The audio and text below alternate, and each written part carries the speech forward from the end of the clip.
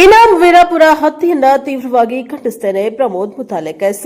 ಹುಬ್ಬಳ್ಳಿಯಲ್ಲಿ ಕೊಲೆಗೈದ ಆರೋಪಿಗಳು ಮನುಷ್ಯರಲ್ಲ, ರಾಕ್ಷಸರು. ಹೆತ್ತ ಮಗಳನ್ನೇ ಭೀಕರವಾಗಿ ಕೊಲೆ ಮಾಡುವ ಘಟನೆ ತೀವ್ರವಾಗಿ ಖಂಡನೀಯ ಎಂದು ಶ್ರೀರಾಮ ಸೇನೆಯ ಸಂಸ್ಥಾಪಕ ಪ್ರಮೋದ್ ಮುತಾಲಿಕ್ ಹೇಳಿದ್ದಾರೆ.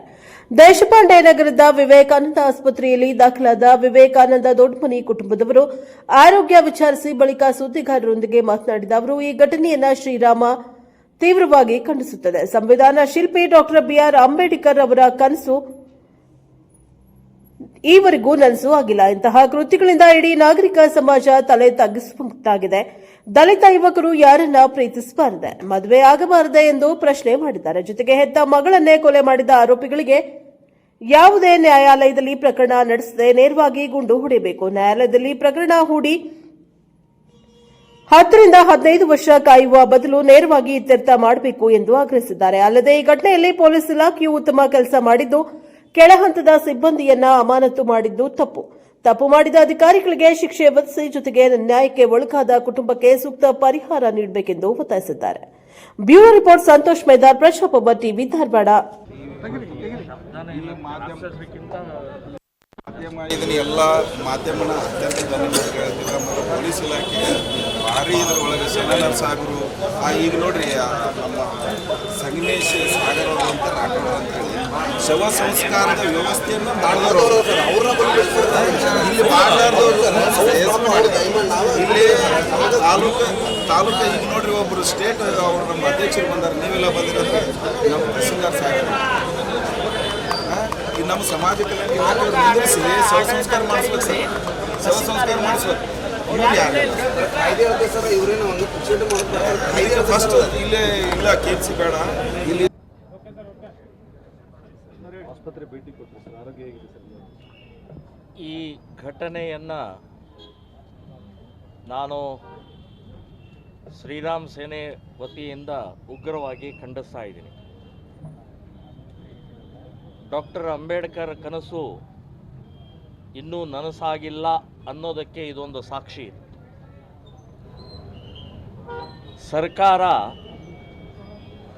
ಸರಿಯಾದ ಕ್ರಮ ತಗೊಳ್ತಾ ಇಲ್ಲ ಅನ್ನುವಂಥದ್ದು ಕೂಡ ಇದಕ್ಕೊಂದು ಸಾಕ್ಷಿ ಅಂತ ಹೇಳ್ಬೋದು. ಹೊಡೆದವರಿಗೆ ಅವರಿಗೆ ಹೃದಯ ಅನ್ನುವಂಥದ್ದು ಇಲ್ಲ. ರಾಕ್ಷಸರು ಬೇರೆ ರಾಕ್ಷಸರಿಗಿಂತ ಅತ್ಯಂತ ಕ್ರೂರಿಗಳು. ಈಗ ಆ ಕುಟುಂಬದ ತಂದೆ ತಂಗಿ ಇವರಿಗೆಲ್ಲ ಭೇಟಿಯಾಗಿ ಬಂದೆ. ಒಂದು ಸಣ್ಣ ಮಗು ಇದೆ, 1ನೇ ಕ್ಲಾಸಿನ ಮಗು, ಅದನ್ನೂ ಬಿಟ್ಟಿಲ್ಲ. ಮತ್ತು ಸ್ವಂತ ಮಗಳನ್ನ ಬಸುರಿ ಆಗಿದ್ದಾಳೆ, ಪ್ರೆಗ್ನೆಂಟ್ ಆಗಿದ್ದಾಳೆ.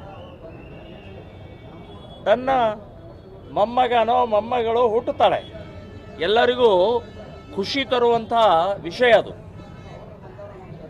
ಆ ಹೊಟ್ಟೆಗೆ ಅವರು ಕೊಡ್ಲಿ ಹಾಕ್ತಾರೆ, ಕುರುಪಿ ಹಾಕ್ತಾರೆ ಅಂತಂದರೆ ಇವನು ತಂದೆನೋ ಅಥವಾ ಏನು ಮನುಷ್ಯತ್ವ ಇದೆ ಇವನಿಗೆ? ರಾಕ್ಷಸ ಅವನು. ನಾನು ಹೇಳೋದು ಇವರಿಗೆಲ್ಲ ಕೋರ್ಟಿಗೆ, ಪೊಲೀಸ್ ಸ್ಟೇಷನ್ಗೆ ಸೆಕ್ಷನ್ಗಳು ಹಾಕಿ ಜೈಲಿಗೆ ಹಾಕುವಂಥ ಅವಶ್ಯಕತೆನೇ ಇಲ್ಲ ರೀ. ಶೂಟ್ ಮಾಡಬೇಕು. ಎಂಥ ನಿರ್ದಯಗಳು ಇವರು.